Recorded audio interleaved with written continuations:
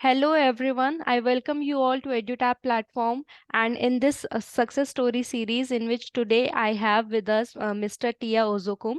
He has recently cleared RBI Grade B 2022 examination, and in this session we are going to understand his journey and his knowledge whatever that he has gained during the journey, and which will help you to prepare and to achieve the dream to be manager in RBI. So sir, I welcome you to the platform and we congratulate you on the big achievement. Thank you so much, Ram. It's a pleasure and an honor to be here with the entire EduTap team. And yeah, I'm just grateful for the opportunity. Yeah, thank you. Right. So before talking about how the topics that you have selected, how your preparation was for the examination, entrance examination for RBI institution, first we would like to know about the educational background. So, what have you done, and at what point did you feel like now you have to go to RBI and you started your journey regarding the same?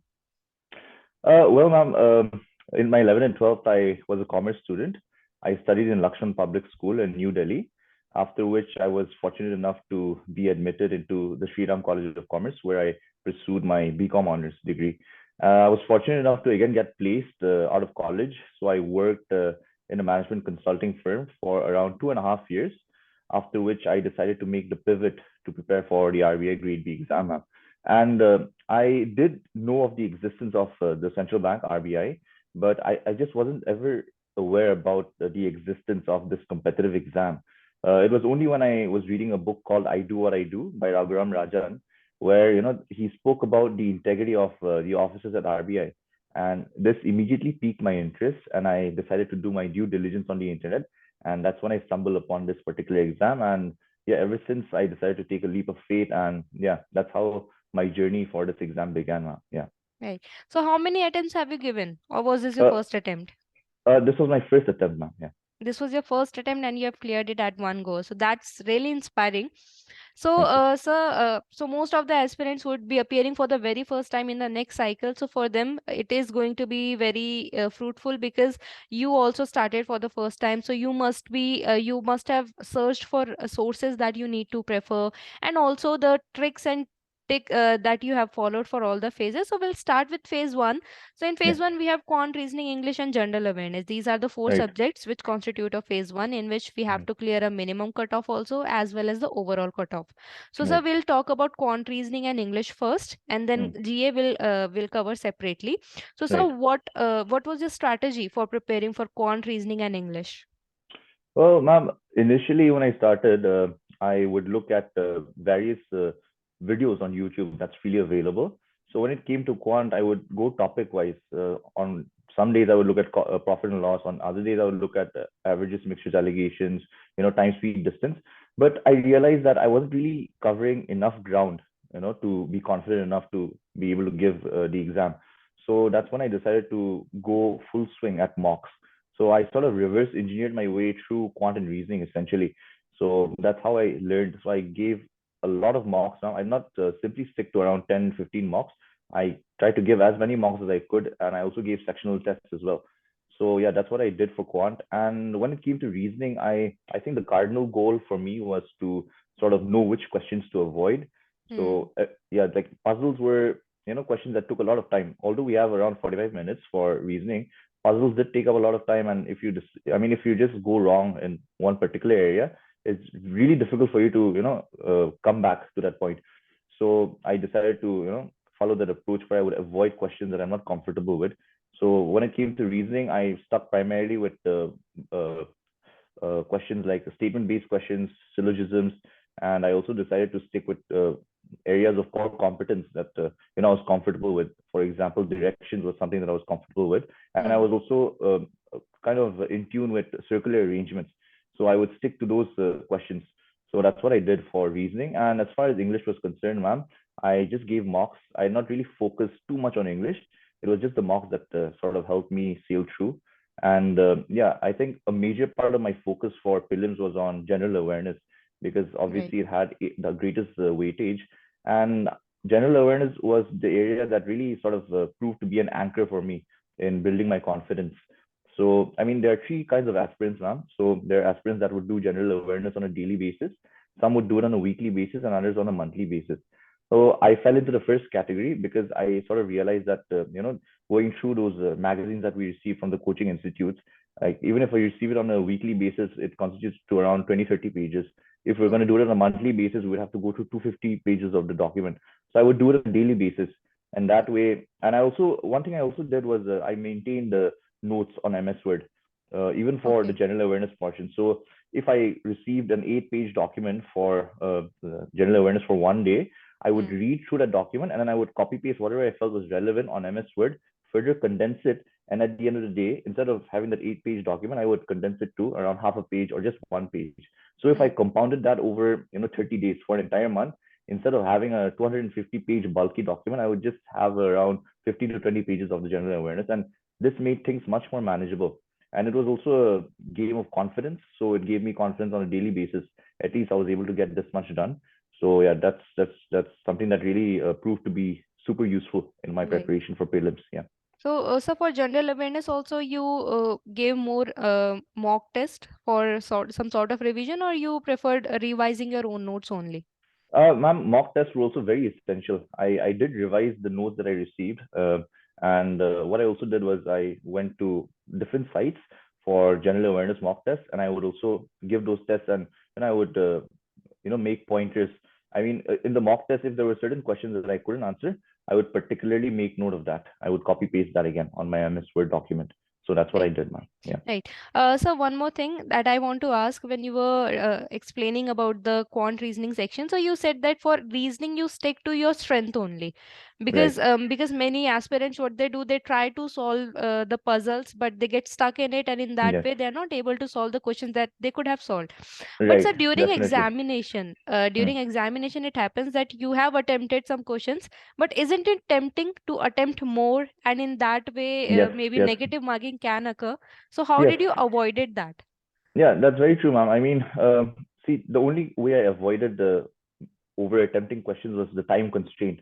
Especially if we talk about quant, throughout my preparation, along the multiple mocks that I gave, there was never a time I could attempt more than 12 or 13 questions.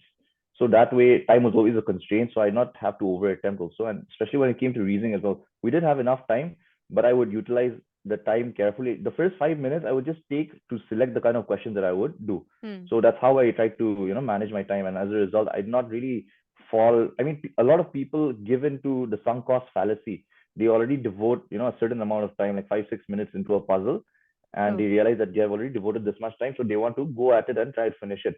But one thing I would say to the future aspirants is that you're supposed to treat every question equally. Like, don't be don't fall into the trap of trying to solve a question. If it's not happening, just move on. You need to just have that strength to be able to move on and not look back. Yeah. True, that's really important, because that is the major area where most of the aspirants who have even prepared well, but they lack because of this factor, that they Right. get stuck to that one question, and that kind of that hurts their ego, that why is it not Right. solving, and they just keep on doing that. So that's Definitely, really ma'am. right. You should know when to stop and move on to rest of the questions. That rightly said. So Right. now if we talk about phase two, and Hmm. as you were saying that you were working before, so did you left your job when you started preparing for it, or you were doing along with the career also? Yes, yes. So, ma'am, I learned about this exam back in the third half of March in 2021. Okay. So that's when I was still working, and then when I got to realize the existence of this exam, that's when I started to prepare on my own. And then I kept preparing alongside my work. But by the time October came, October 2021, I knew that I mean, this exam Hmm. demanded a lot more. I couldn't multitask, with a full-time job and having to prepare side by side. True. So I decided to quit my job back in October 2021, and that's when I really had a tunnel vision focus on my preparation for RBI. Yeah. True. But that needs courage when you have to leave your stability, and then you Mm. have to switch to the full-time aspirant. Right. Right. And most of the aspirant, they take this step, but after that they just fall back to their comfort zone. And Right. so it's very important that once you have taken such a big step, then there's no turning back, and you have to give all the efforts into the examination. And Definitely, you ma'am. you are the Yeah. live example here, that it can be achieved if you really want to. So, sir, Right, in phase two, if we talk about, so there is one descriptive portion now that have been added from right, the last right, year onwards. right. So, how did you started practicing for that? Yeah. So when it came to phase two, ma'am, I solely stuck to the official syllabus that was given by the RBI Services Board. Okay. I did not digress. I did not go out. I mean, I did buy some books initially because obviously I knew I had a little bit of time at hand.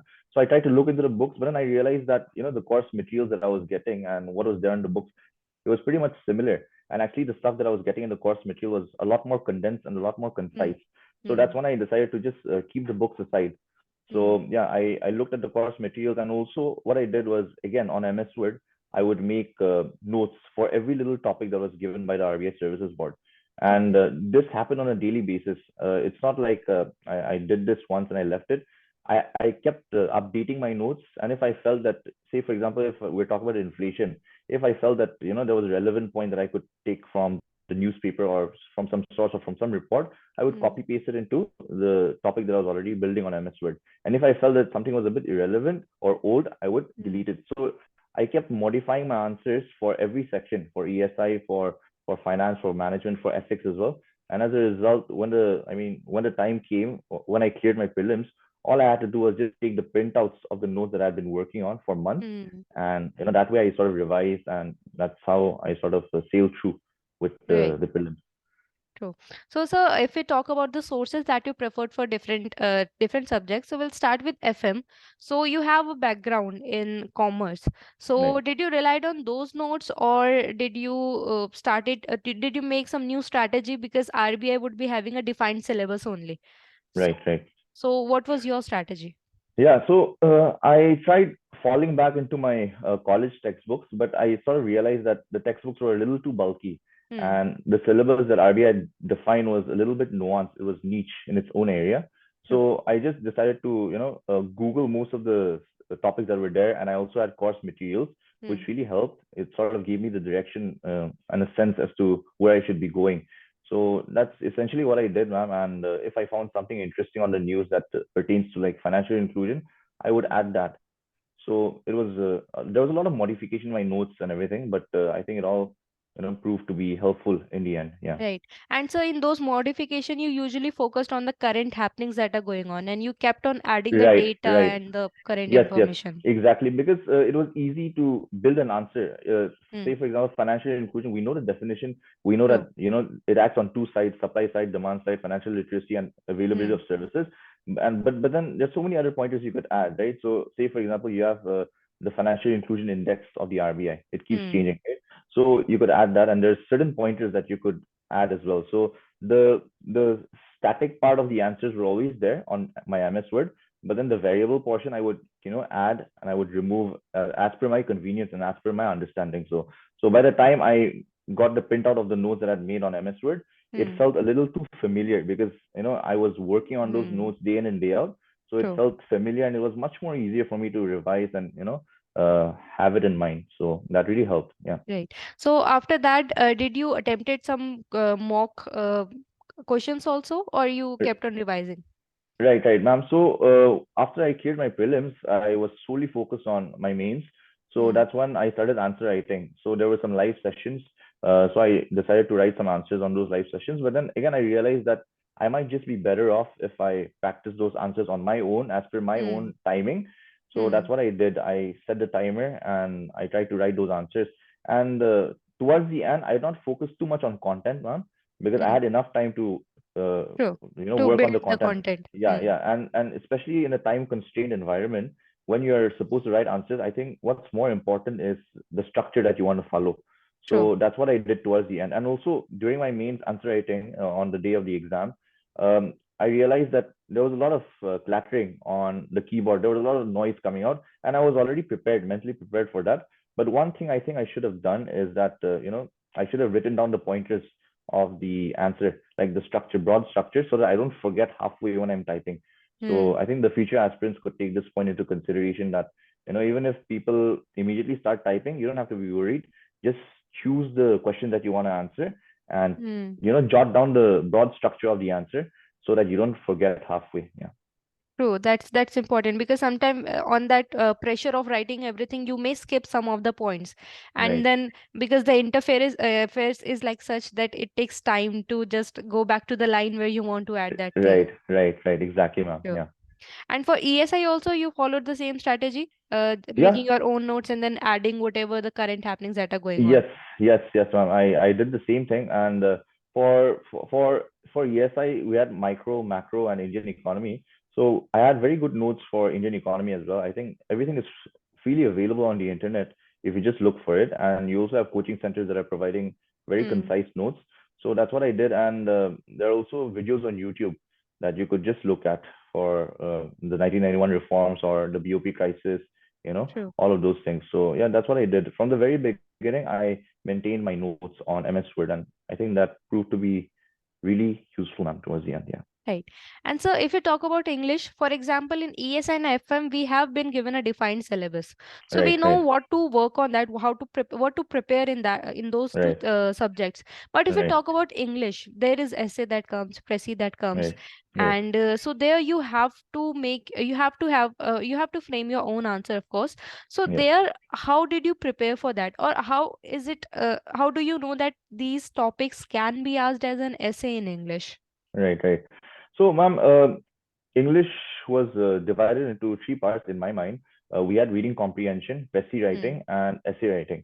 So, Hmm. reading comprehension, I mean, there's not much that we can do about it. True. I mean, what you can do about it is that just build the habit of reading the newspaper daily. In my case, I would read the Mint newspaper. So, that really helped. So, reading comprehension, all you have to do is read the comprehension that has been given by the examiners and answer questions accordingly. So you have to have a good pace when it comes to reading, and you also have to have that ability to be able to deduce what's being told on the passages. So Hmm. just reading through the passage once or twice is good enough. Some people try to just read it once and try to answer, along the as they go along the way. But I would suggest that just try to read the passage once or twice, or even thrice, to really get a sense of what the passage is all about. And when it comes to Pesci writing, again, you will have a big passage and you'll have to go through it once or twice and then just Hmm. condense everything the way you deem fit, and just keep a check on the word limit. I think you're supposed to maintain one third of the original words, and you just have to come up with a title that makes sense. And then for essay writing, I did try writing, practicing on my own, but then the topics were just vast. It could be on True. anything, on any social issue or on any economic issue. Hmm. So I just try to keep a broad structure in my mind, like the introduction, the body, the Hmm. pros and cons, and then finally my perspective on what I think the topic is the topic is being talked about. So yeah. True. So content is one thing while writing an answer, but then another Right. thing is keeping the track of word count. So do you Right. Right. feel Right. that word count, meeting the word limit that has been provided is important, or do you feel like that if your content has everything, so even Hmm. if it lacks it does not meet that particular limit, you would still go through it? Right. Ma'am, I think it's a trade-off between the word limit and the content, the quality of the content that you want to put out. Because sometimes even if you have a 600 word essay that you want to write, Hmm. like you mentioned, you can mention all of the points and you won't hit the word limit, right? It might just be True. 400 words. But then if you want to reach that 600 word limit, you might just have to beat around the bush. And I wouldn't suggest that you do that, because it just doesn't make sense. If you Hmm. think you have written a good essay with all the pointers in mind, you don't have to worry too much about the word limit. Obviously, you shouldn't just hit half the word limit. Hmm. If it's a 600 word essay, then at least try to reach 500 words or at least 450 words. I think Hmm. that is reasonable enough, man. Yeah. And also, another thing that really helps is all the reports that you study and all the government schemes that you study along the way. You could really add those pointers as fillers in those essays. So yeah, I think that's also helpful.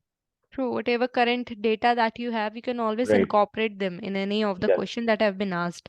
Right. Right. So this was about phase two. So now, Right. as you have given this first time, have you had this in mind that you are competing? Usually, it happens that you have to compete with the UPSC aspirants. Right. So Right. was that Right. in your mind that did that competition had given you some pressure on your mind? Ma'am, to be honest, I never really thought about it in that way. I was just concerned about my own well-being, about the kind of learnings that I Hmm. was garnering over, a period of time.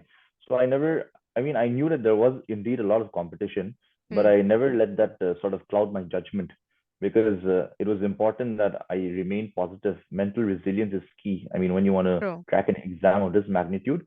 So I just focus on myself and on my learnings. And yeah, that's what I did, ma'am. Yeah. Right. So, what was your reaction when on your first attempt you have just cleared phase two and now you had to you have to prepare yourself for the interview? It was pretty surreal, ma'am. I couldn't believe it. I mean, from the very beginning, I wasn't really expecting to clear the prelims as well.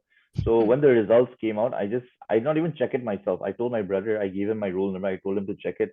He checked it on my behalf. And even for mains, he checked it on my behalf. And same thing for after the interview, the final list, I was too scared to, check, because I honestly did not know what to do if I did not clear it, because I did True. not have a job in hand. Hmm. And I always thought to myself that my first attempt is going to be my best attempt, because Hmm. I don't want to, just take it lightly, because this exam does demand quite a lot of, it just demands you to be sincere and hardworking at the end of the True. day. So, True. True. So, sir, when your phase two result, when you made through phase two, and then you had to prepare for interview. So, right, what were the sources that you prepared from? You prepared from for the right. interview? Right. So, ma'am, when it came to the interview, I think my core focus was to go to the RBI website. So before Hmm. the interviews came, I never really I never really leveraged on the RBI website. It was only reports and those documents that I would read. But when it came to the interview, yeah, the RBI website was very essential. The governor's speeches, the deputy governor's speeches was important. You also had notifications around what RBI was doing True. for the welfare of the Indian economy. And yeah, and also reading the newspaper on a daily basis was very important, because when we go through the newspaper and when we read general awareness for prelims, we have a lot of information. Like, you Hmm. have a lot of dots, but when it comes to the interview, you should be able to connect those dots and make sense of what's going on around the world and in True. India. So True. that's what I did. So RBI website and the Mint newspaper, and also all of the reports that Hmm. we learned throughout our time, like the trends and progress report of banking in India, or the financial stability report, or the economic survey, the union budget, Hmm. or there's so many other reports. So we just had to go through those reports and really get a sense of what's going on. And I also went through the annual report of RBI.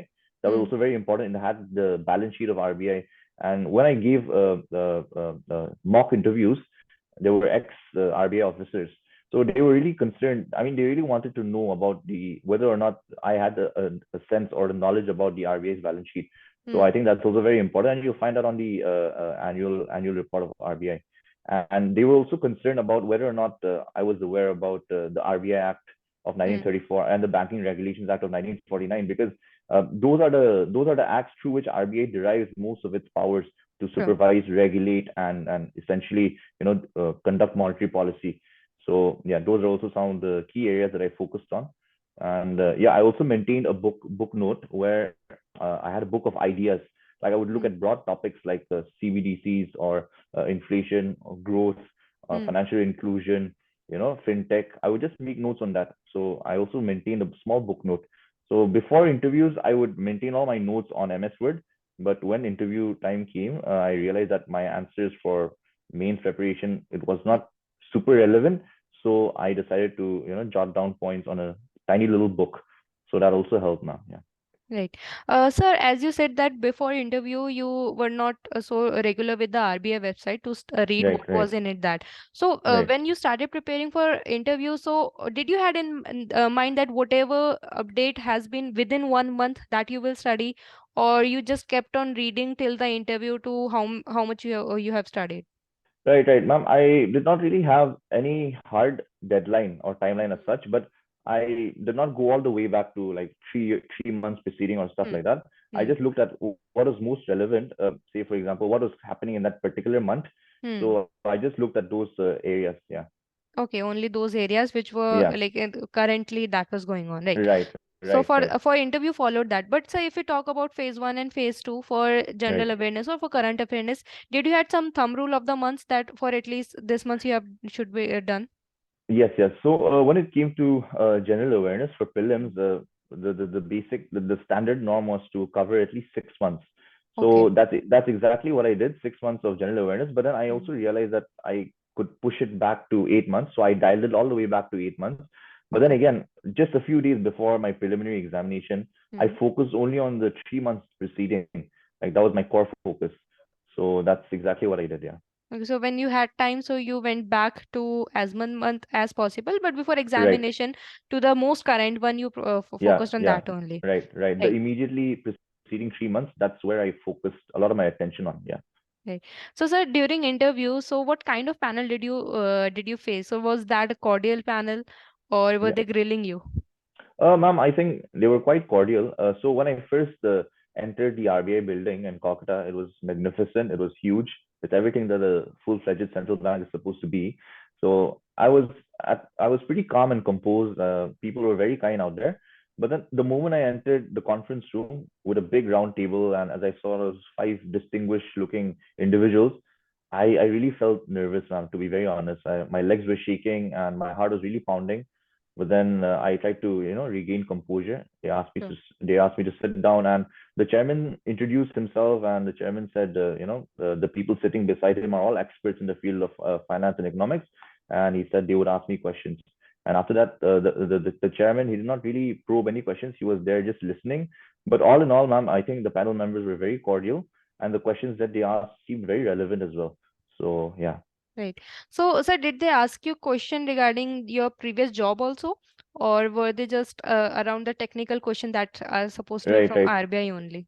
Right, ma'am, it wasn't all technical, to be honest. So there was this particular panel member who was sitting on the far left, lady panel member. She did ask me a few questions regarding the work that I did, and yeah, she also threw some technical questions. So I wasn't really able to, categorically handle all of those questions, but yeah, Hmm. they were interested in my biodata. I mean, what I did as an associate. Yeah. Right. And were there some personal HR question also about hobbies and about other things like this? Right, right, right. Towards the end, there was a male member. He asked me about my hobbies. So yeah, we did have a small conversation regarding that. It was very lighthearted towards the end. Yeah. Right. So usually we have taken so many interviews, and it is in that the people who have made through the examination, they say that it's okay if you don't answer certain questions because that's Right, right, human nature. You cannot know right. everything. Yeah, That's true. But here I want to just add on to that thing that in technical knowledge terms, we can understand that if you don't know answer, but right, usually that are HR question or something related to hobbies maybe, and if they just keep on digging on that, so in right, that case, is it okay to not answer, or you prefer that is it something related to your life? Then you should right. be fully aware of that and you should be answerable. Yeah, ma'am, definitely. I agree with what you're saying. Because when it comes to HR questions, the panel members, they're not, I mean, they are concerned about your knowledge within the realms of economics and finance, but Hmm. they're also concerned about how you are as an individual. And that really speaks a lot. I mean, that's reflective in the kind of HR questions that you're able to answer. So if you've written something on your biodata regarding a particular hobby or regarding a particular position of responsibility that you had in your college or school days, you're supposed to be able to come up with answers for such questions. So yeah, I would suggest that don't take HR questions lightly. I Hmm. mean, it really paints a gloomy picture if you're not able to substantiate your answer when it comes to HR questions. True. So if that's something related to HR question, you should be fully aware of that. You should be Yeah, answerable to that. But if you right. don't know something technical that have been asked, even if that is related to your academic qualification or not, it's okay. Yeah, it's okay. Yeah, Yeah, yeah, it can right. happen that you don't know. Okay.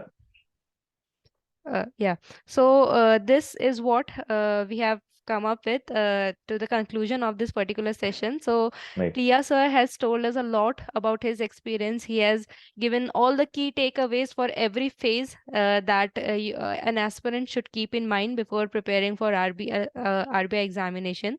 So Right. at the end, do you want to say something to the aspirants who are preparing for RBI? Yeah, yeah, definitely. So, to all the aspirants that is watching this video, I just want to tell you guys that you're in the right direction. I mean, just being able to take the decision, the leap of faith to prepare for, such an examination of this magnitude, that in itself shows that you're definitely courageous. So, yeah, just keep doing what you're doing. I mean, work hard day in and day out, and just don't give up midway. There's always a light at the end of the tunnel. So, yeah, I mean, all the best, and yeah, just keep going at it. Yeah. Yeah, that's rightly said. If you have just first step, that is important, and you have taken that step, so you're halfway done. But now you have to Yeah, continue with it, and right. you have to work hard for that.